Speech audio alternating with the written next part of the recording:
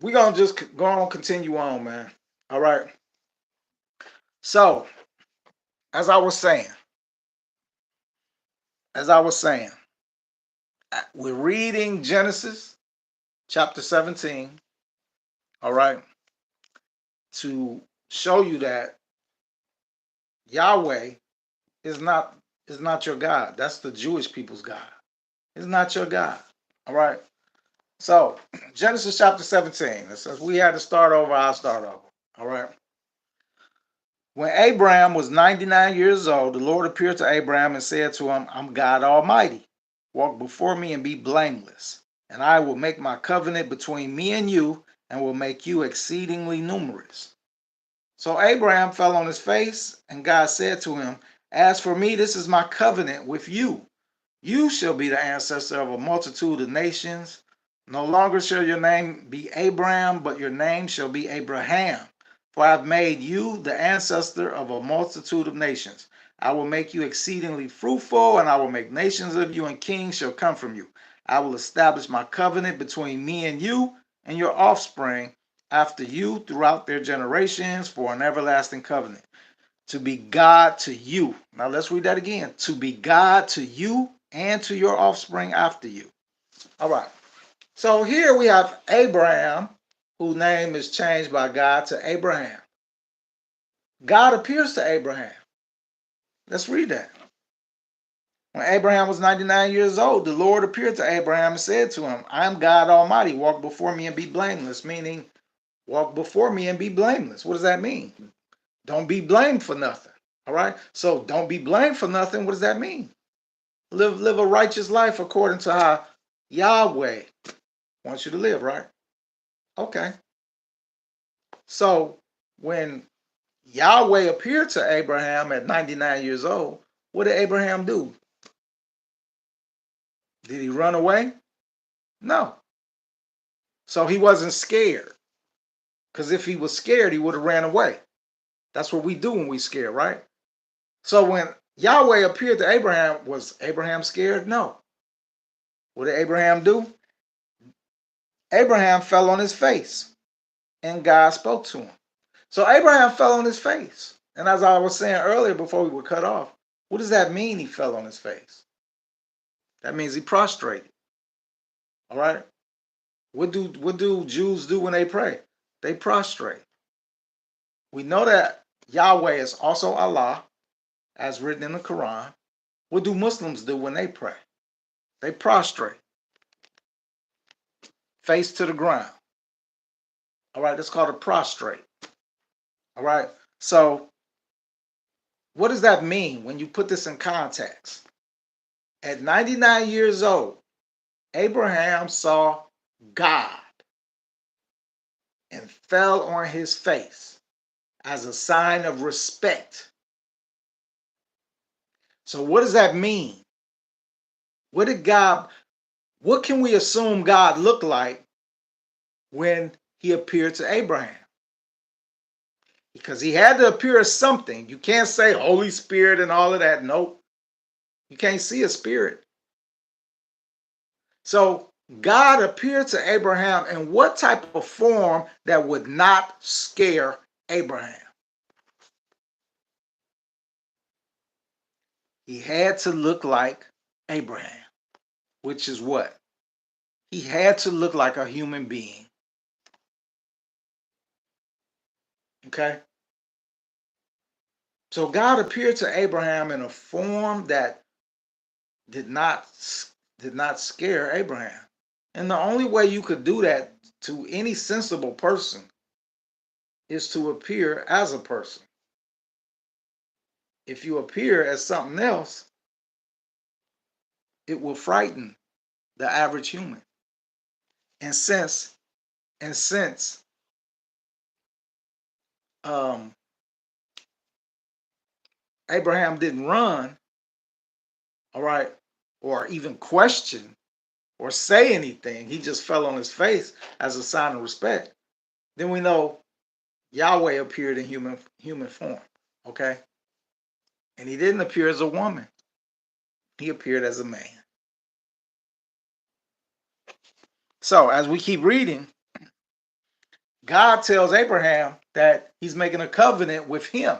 He doesn't say with the rest of the world. Notice how he doesn't say that. All right. He says with Abraham. Abraham fell on his face, and God said to him, as for me, this is my covenant with you. You, Abraham, shall be the ancestor of a multitude of nations. No longer shall your name be Abram, but your name shall be Abraham, for I have made you the ancestor of a multitude of nations. I will make you exceedingly fruitful, and I will make nations of you, and kings shall come from you.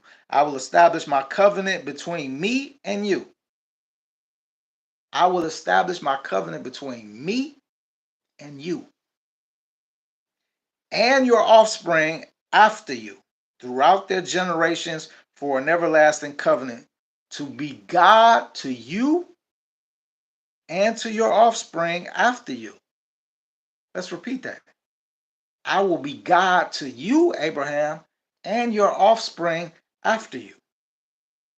And I will give to you and to your offspring after you the land where you are now an alien, all the land of Canaan, for perpetual holding, and I will be their God.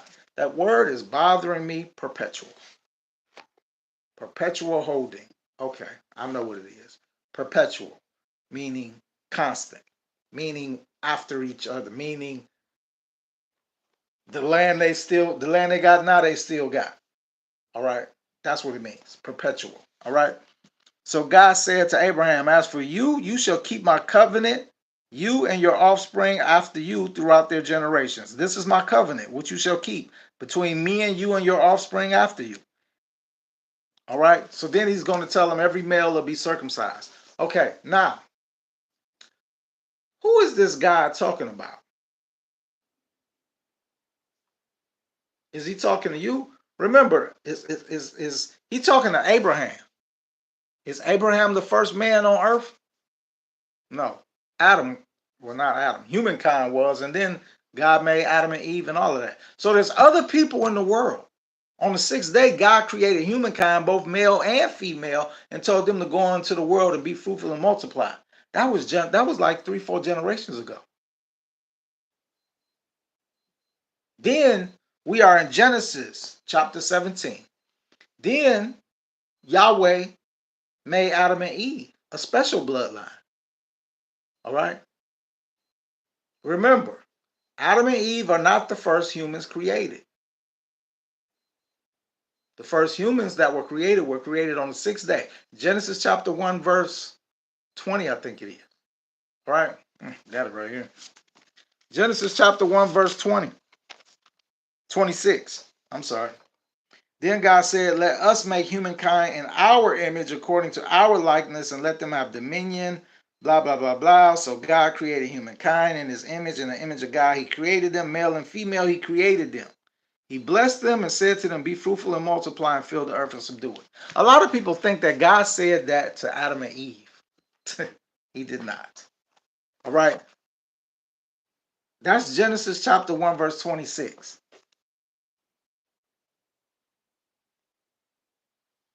After that, that was the sixth day. After that, on the seventh day, what did God do? Rest. So you got people falsely thinking that Adam and Eve is the first humans, and how did humankind get created if Adam and Eve had two boys? And this shows the ignorance of most people. They don't even read. They don't even know how to read. You see what I'm saying? They don't even know. They don't even read. They making up shit. So humankind, male and female, told to go out into the world and be fruitful and multiply, created on the sixth day. All right. We are in Genesis chapter 17. That happened in Genesis chapter 1. We have since went through Adam, Eve, Cain, Abel, Noah, the flood. All right. Shem, Noah's kids, Shem.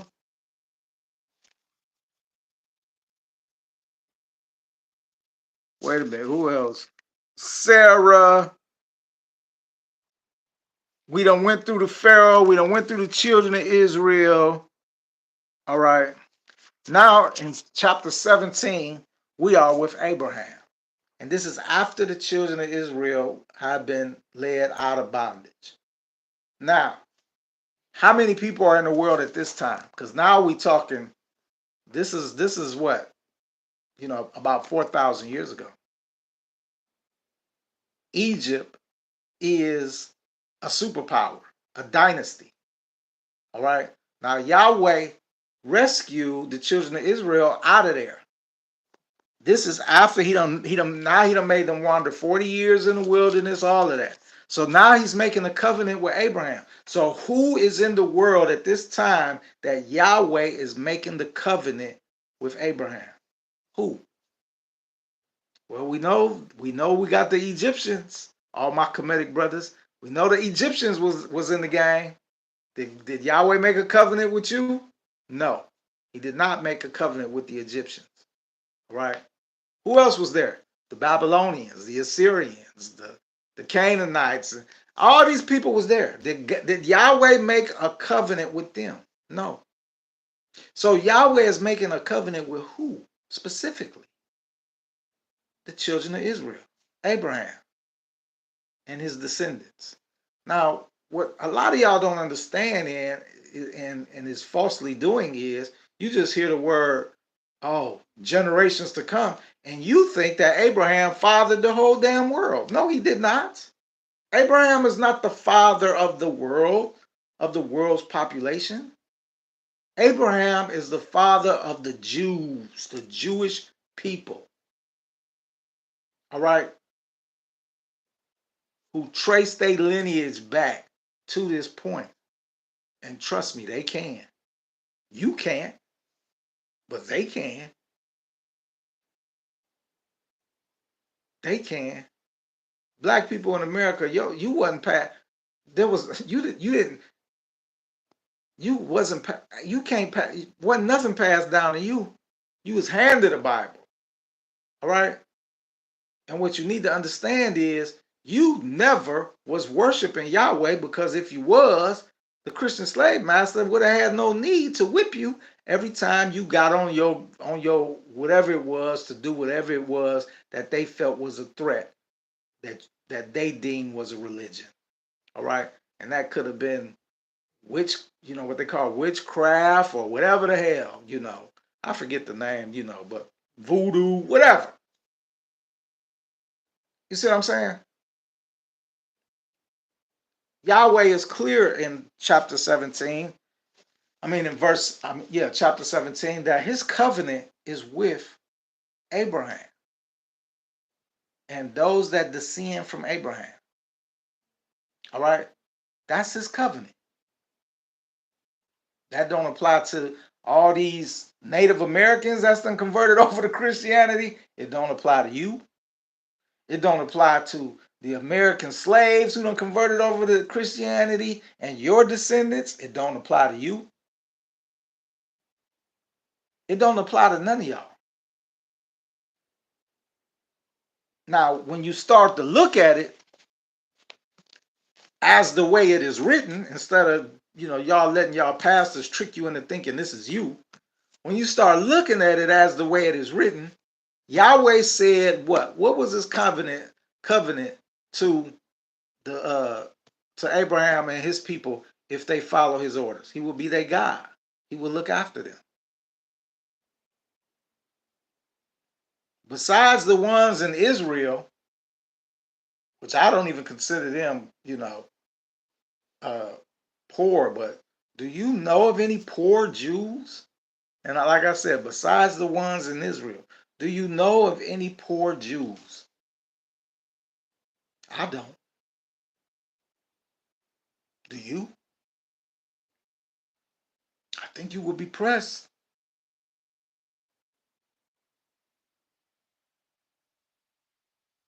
So is not Yahweh holding up his end of the bargain to the children of Israel? Is he not?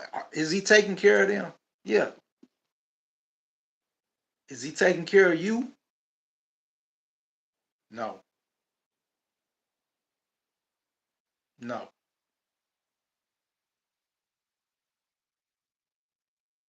So you got to ask yourself why.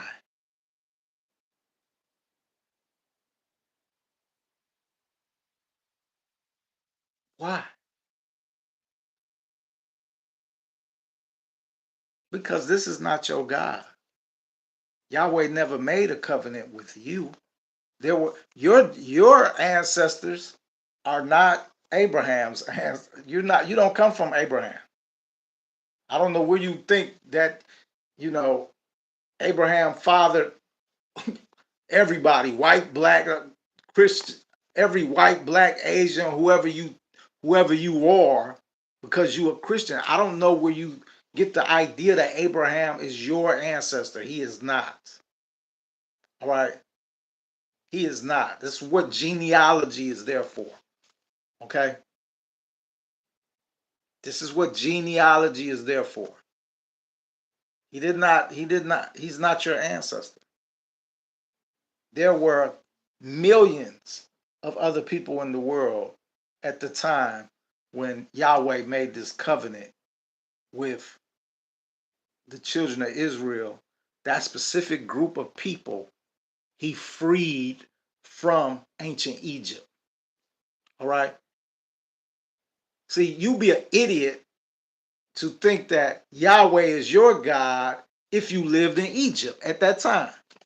Was Yahweh your God at that time? No. If you lived in Egypt at that time, which you would have been what color? Black. Why would you think Yahweh is your God when he came to get the ones that you enslaved? And he made a covenant with them. Did he make a covenant with you and your people? No. No. And these Jews today, what color are they? They white. Where's the disconnect? Where do you people think that somehow these Jews, today took the place of black Jews somewhere along this line? How do you displace a whole people and just say we them? And there's no record of that. Explain that to me. The Ethiopians are not the Jews, and the Ethiopians never claimed to be the Jews.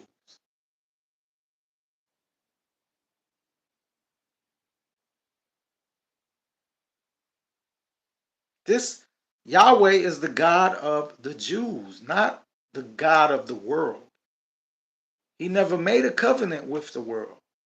He only made a covenant with Abraham. All right. So if you want to know why your prayers are not being answered, it's because you praying to somebody else God.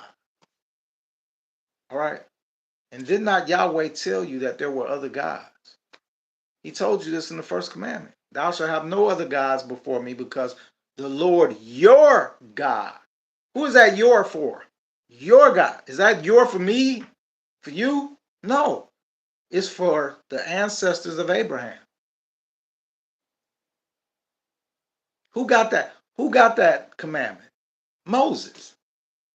What was Moses? Was Moses an Egyptian or a children of Israel? He was a children of Israel. And who got that? Who got that commandment? Moses. So God said what to Moses? Thou shalt have no other God before me, Moses, because the Lord your God, Moses. And when he says your God, Moses, what does that mean? You, Moses, and your people, because the Lord your God is a jealous God. So here Yahweh told Moses, your God, not everybody else God, your God, Moses, is a jealous God. Which means what? There were other gods. See, Yahweh didn't feel that back then he had to list out the other gods, because it was common knowledge back then for everybody that every people had their own type of God. All right. Every people had their own type of God. So he didn't have to he didn't have to name them. Did not the Egyptians who Yahweh rescued the children of Israel from, did not the Egyptians have their own God? And don't believe what you see on TV, oh, some statue that couldn't do nothing. No. Remember something. When Moses put that staff down, the Egyptians said, we can do that too. When Moses put that staff down and that staff turned into a serpent, the Egyptians said, we can do that too. So whether you want to call that magic or calling that, see, the Christians will say Moses did that came from God. Well, if you say Moses putting the staff down and it turned into a serpent came from Moses' God, Yahweh, then when the Egyptians put the staff down, where did the power come from? Just like Moses, it came from their own God. See, when you start talking about this stuff and rationally, you know what I'm saying, and breaking this stuff down, you begin to see and understand that we've been misled. We've been misled. Now, I understand it. It's not something that people set out to research and all of this stuff, and neither did I. Neither did I. You see what I'm saying? But we're here now. We're here now. Is Yahweh your God? Well, ask him. I'm pretty sure a lot of us have asked him over the years by asking him for things. Can you help me do this? Can you help me do that?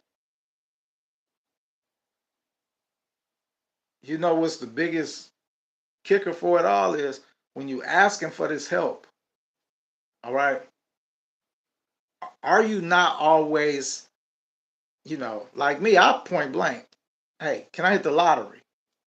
But what am I trying to do with the lottery? Do I just go in there and put it on auto pick? Sometimes I do. If you're gonna help me.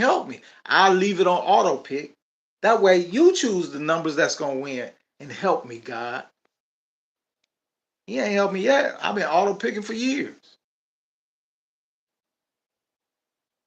You see what I'm saying? But normally when we ask God for help, what are we doing? We're not asking him to make the money just fly up out the sky. Although that would be nice, wouldn't it? No. 9 times out of 10, when you asking God for help, what are you asking him to do? You're not even asking him to do it for you. It's because you out there doing it yourself and you're asking for a little help. That's it. You're just asking for a little help. God, please help me do this. And what's the word you just said out your mouth? Help me do this. Help me do this.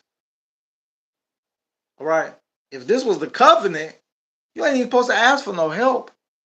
He's supposed to just do it if you ask him. And again, that's why I ask you, do you see any Jews out here struggling besides the one that live in their country, Israel? Because it's always going to be everybody can't do good because of cognitive matters. Everybody not well, let's just say. All right. But do you see any I don't see none. All right. I don't see none. Now, I will tell you this. It was one in the joint with me. But like I told you, everyone don't have, good cognitive. And that one that was in the joint, his name was Maestro. He was an idiot. It's like, he was an idiot. All right, everybody, he was Jewish, but he was an idiot. We understood why he was there. All right, because he was an idiot. You can't protect the idiot. All right, you can try, but you can't. And they tried, but they couldn't. He was slow. So the only ones that's not doing well is the ones that don't have the cognitive makeup to do well. All right. And like I said, when you get a group of people, you always gonna have that element. But the Jews they doing well. They run the entertainment industry. All right. That's all you see mostly on TV, shows like Monk and all these other shows. We don't want to see Monk. Who the fuck is a monk? We don't want to see that. That's not entertaining. You know what I'm saying? That's not entertaining. All right, that's a fantasy. This guy couldn't be a real detective in real life and put up with real, in the hood type of stuff if he wanted to. That's fake, false, phony. That's strictly entertainment. There's nothing reality based about that at all. You see what I'm saying? They make up this stuff. They make themselves into sex symbols. You're not a sex symbol in real life. All right. I'm sorry, you're not. Okay.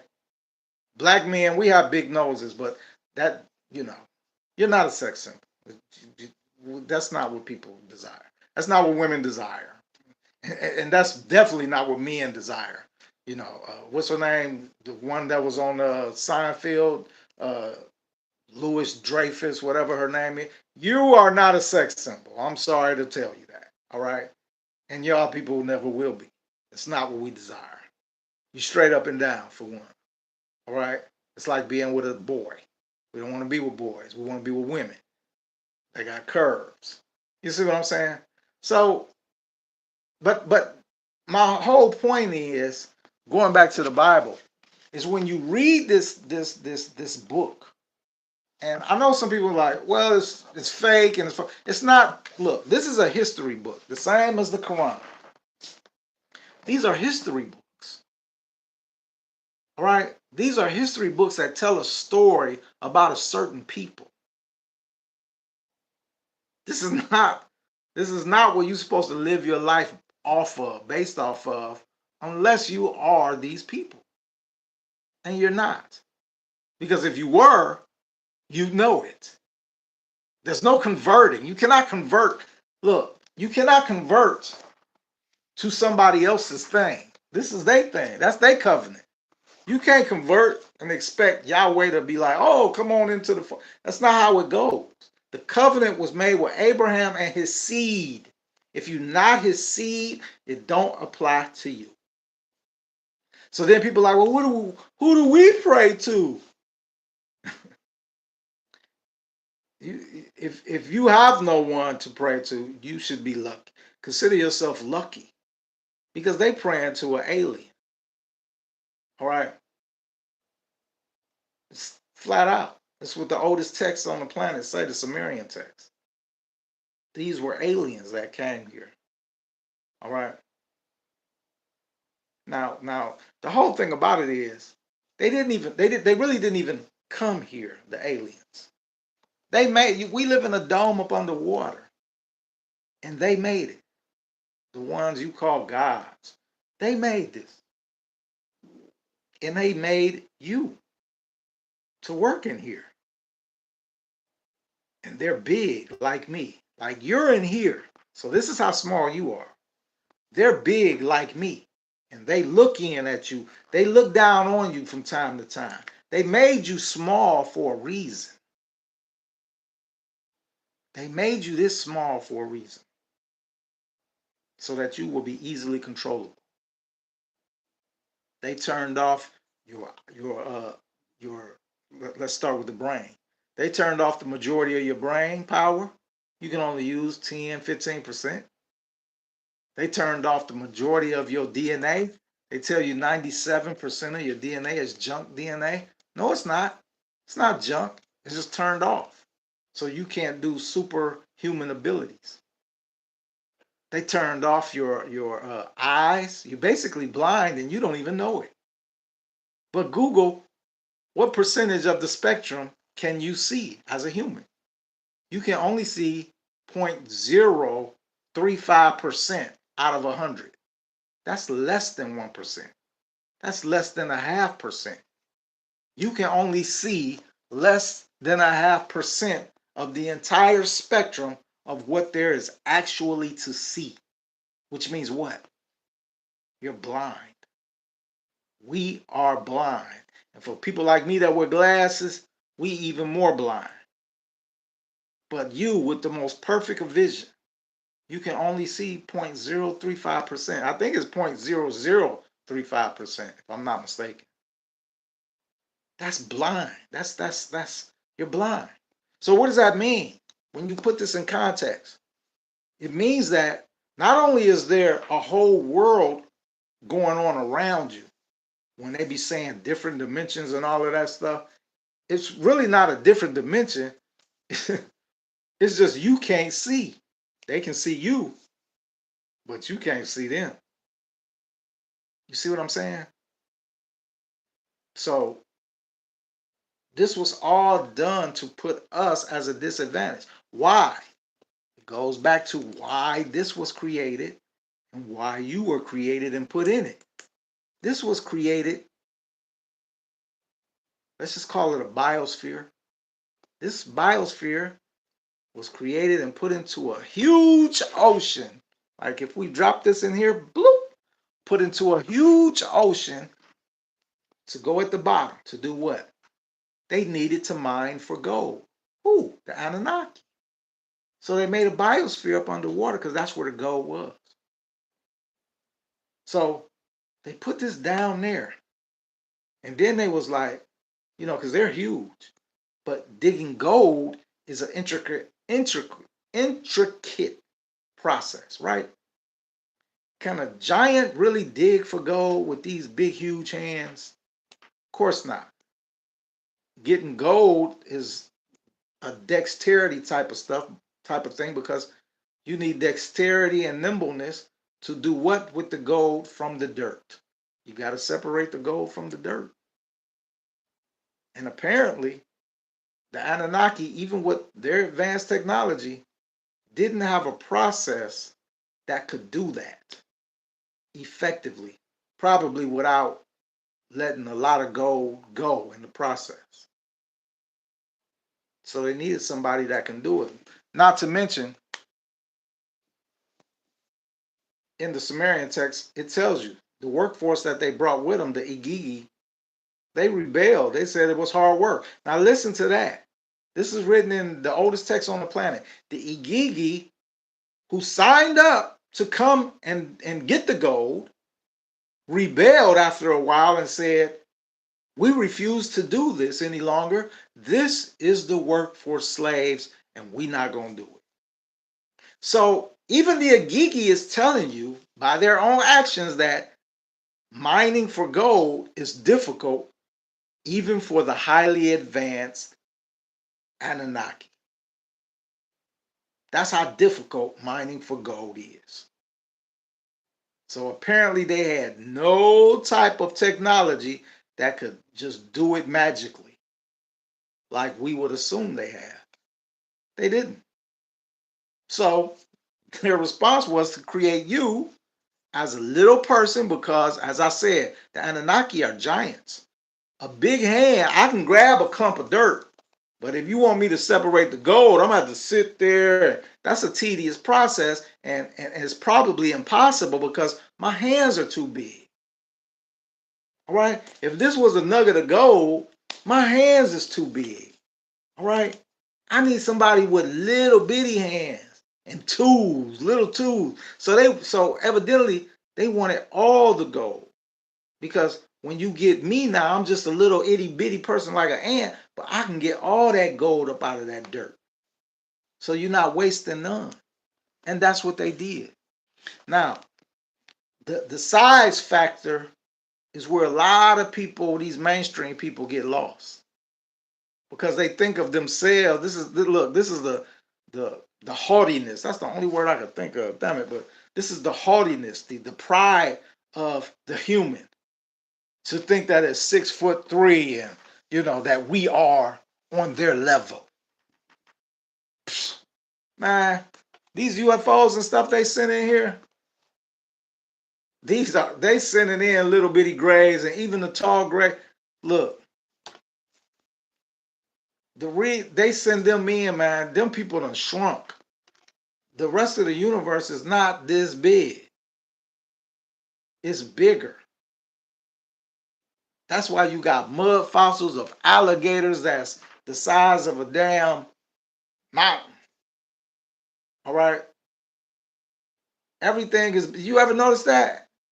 I'm not talking about our history, the Mayan history, Egyptian, but the Egyptians, they give you an idea. That's why they made all them statues big like that. 50 foot. They sitting down, but if they stood up, they 50 to 100 feet tall. Mainstream is telling you what? Oh, all these pharaohs had big egos. So really? So what's a big what's what do we call a big ego? All right, that's a character. That's describing somebody's character. Okay. For example, if you compare Muhammad Ali's character to that of Mike Tyson, Mike Tyson is more humble than Muhammad Ali, right? Right. So every boxer don't have the character like Muhammad Ali.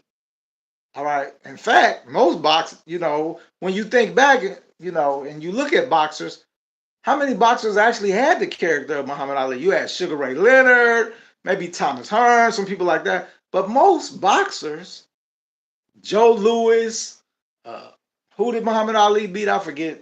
I forget his name. But they were more humble.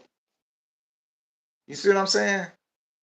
So when they say every pharaoh had the character of, let's say, Ramses, who under Ramses' rule, you got a lot of big, huge statues being built.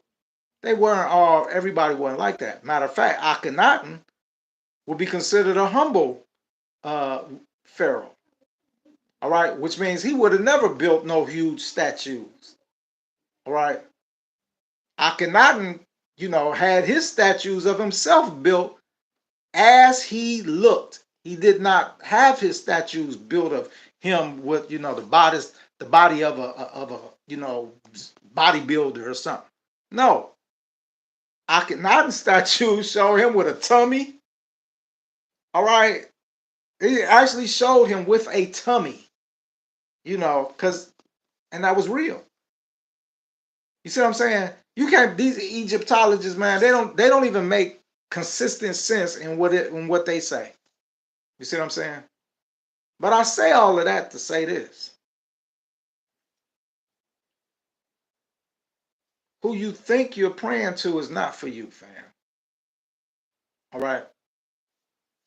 In the Talmud of Emmanuel, which is, I don't know why they call it the book of Matthew. It's not the book of Matthew. All right.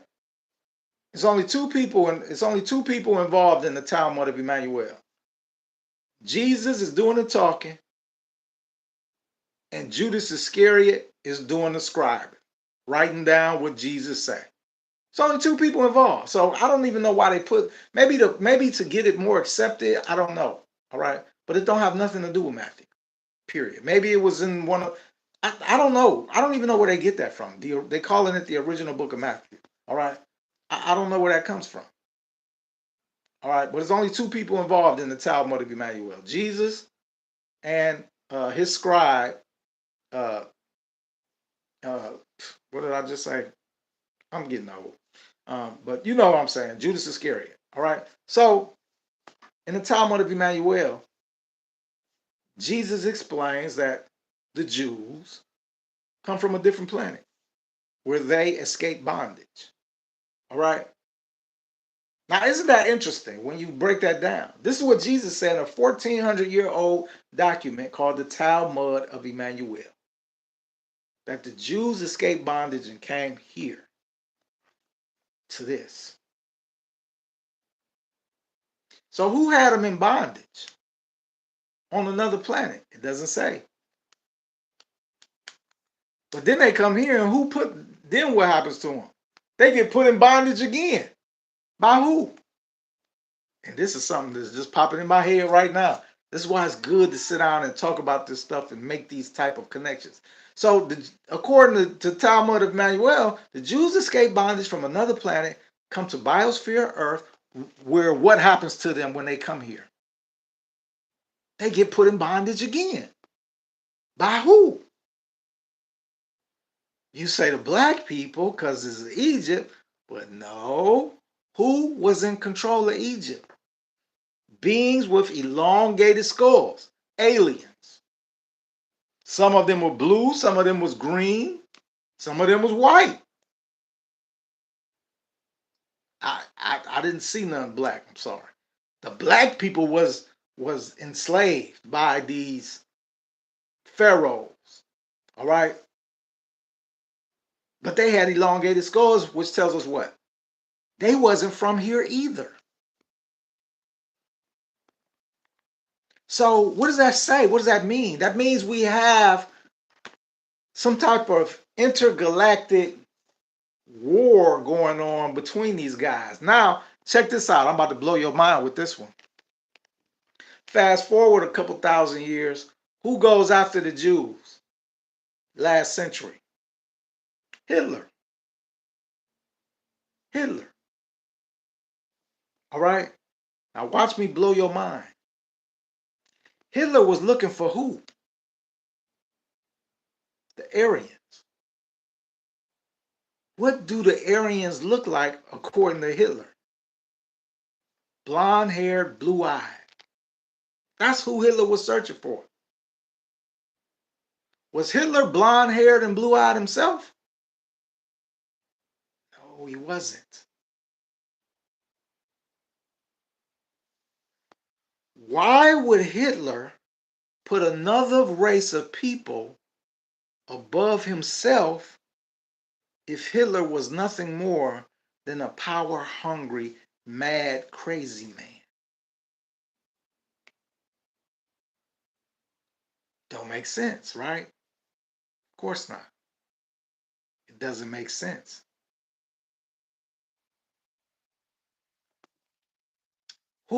Let's look at some stuff. We know Hitler, they say Hitler had was getting alien technology in the form of helping his planes. You know, Hitler created that whole Bell thing, which they said actually worked.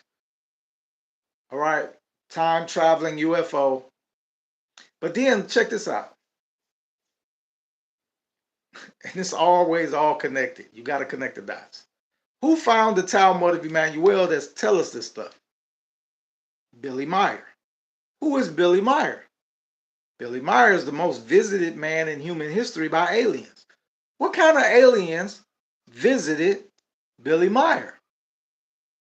The Pleiadians. What do the Pleiadians look like? Blonde hair, blue eye. Wow, that's a coincidence that Hitler would be looking for blonde hair, blue eye aliens. So when you begin to connect these dots, you don't think now, first of all, let me give you this bit of information. All right. The Pleiadians allowed Billy Meyer to film their UFOs and all of that, but they also gave Billy Meyer information about, like, they told him 9/11 was going to happen. They made Billy Meyer publish books, and they gave him medals from their world so that Billy Meyer could prove, you know, so he wouldn't be taken as a quack, basically. All right. So he wouldn't be taken as a quack. So Billy Meyer, all right, knew some things. And then when you when you look at this all now, it kind of makes sense. All right.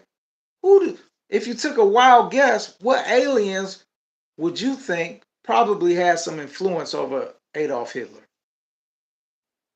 It would be the Pleiadians. Because they wanted Hitler to do what? Take out the children of Israel. Why? Why? They two white race people. Why would the Pleiadians want the Jews exterminated? So it goes back to who had the Jews in bondage in the first place? In Egypt. It wasn't the black people. It was the pharaohs, the green, the blue people. See, this is not even a war with us. All right. This don't got nothing to do with humanity, people. This is something that's been going on from another planet that's done some way, somehow found itself inside of our little biosphere dome. And these dudes is, they're fighting. This don't even got nothing to do with us. All right. But I can tell you this. Now it has something to do with us because you have whoever they boss is, whoever, we know who the boss of the Jews is. That's Yahweh. All right. Which supposedly is Anunnaki. Okay. So if this is the Anunnaki just fighting amongst themselves, then they're using us as pawns to do it. And that's pretty much probably what's going on. All right. That's probably what's going on. And you got to remember, we were just made to be slaves. So to them, we expendable. They don't care. We just expendable. You see what I'm saying? So my whole thing in even bringing all of this up and telling y'all all of this is you wasting your breath, and you do have a power within you because you're a soul having a human experience, so your soul has power. You're wasting your power every time you give it to another entity that you're asking for help instead of asking that help of yourself. All right. Now, if you don't believe that, why do you think? Look, in this Quran,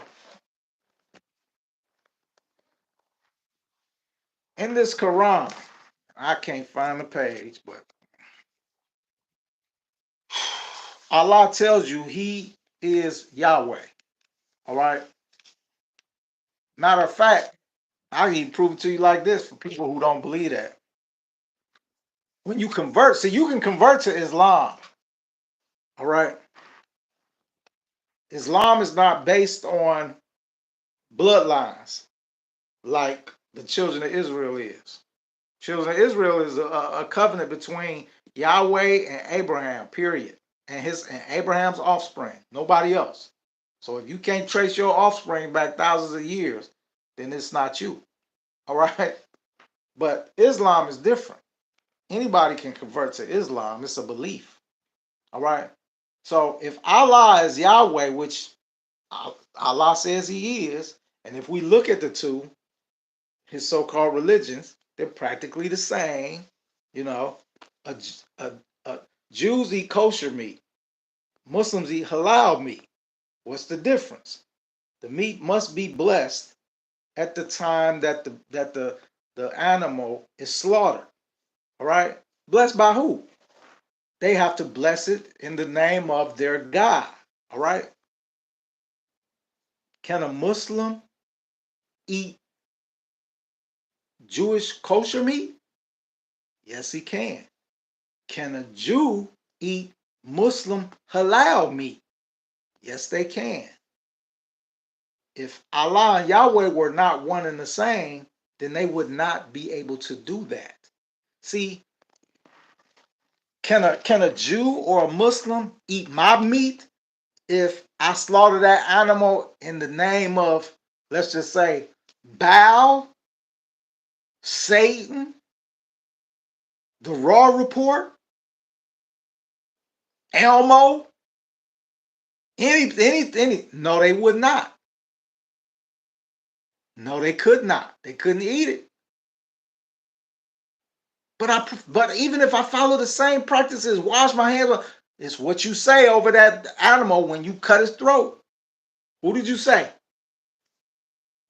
I said Beetlejuice. We ain't eating it. You see what I'm saying? So now you understand. They can lie all they want to, but this is why I tell y'all all the time. Pay attention to what they do, not what they say. All right. I was Muslim for 10 years. A Muslim can eat kosher meat, and a Jew can eat halal meat. That's not their preference, but if they don't have nothing, if they're forced, then they will do it. But they won't eat your meat if they devour. They won't eat your meat. They'll go without. You see what I'm saying? But it's okay for them to eat each other's meat. That's because they praying to the same entity. You see what I'm saying? They are praying to the same entity. All right. Now, you have to ask yourself a big question, which, me being me caught up in the religion, I started asking, as a Muslim, why did Yahweh change his name to Allah? That don't make sense. They supposed to know. We on the outside looking in, thinking this is God, the creator of everything. But it didn't make sense to me as why would God change his name from Yahweh to Allah? See, when somebody changed their name, that means they didn't know the future and they didn't know who they were going to be in the future. Like Prince. Prince changed his name to what? The symbol. Did Prince know he was going to be the symbol when he was Prince? No, he didn't. Because if he did, what have he done? He would have came out as the symbol. You see what I'm saying? And consequently, if you don't know what the symbol is that Prince showed that black, that's an Anunnaki sign. Go do your own research. I posted that years ago. It might be still up, but that's an Anunnaki sign. Prince was trying to give you a message. All right. But anyway, when Yahweh changed his name to Allah, I'm like, oh man, this dude, he don't know the future. He don't know the future. All right. If you're going to change your name, changing your name is one of the biggest things that anybody could do. People not normally, people change their names for what reason and what reason only? Because they change. And the change in them is so strong that they don't want to be associated with who they were called before. Now let that sink in when you think about Yahweh changing his name to Allah. So Yahweh doesn't want to be associated with who he was before, and that is the one who made the covenant with Abraham. That's deep. That's really deep. That's beyond deep. That's on some other shit. That's totally on some other stuff. You see what I'm saying? It's deeper than what you know. It's deeper than what you know. If you change your name today, what are you saying? This is why some women in marriage decide to keep their name and tack and do the hyphenated thing. Because they want to still identify as who they were before. But see, women who accept the fact that, I'm married now, I'm a different person, they let go of that. And Raw Report, they ending this live, and I'm about to end it. I've been on here for a couple hours. Look, please join the conference. Go to my website, therrawreport.com, and get your tickets, man. I want to see y'all there, and I want to talk to y'all. We get to talk to each other at these things, man. All right, please, and I need y'all support. Please, please go there now. Thank you.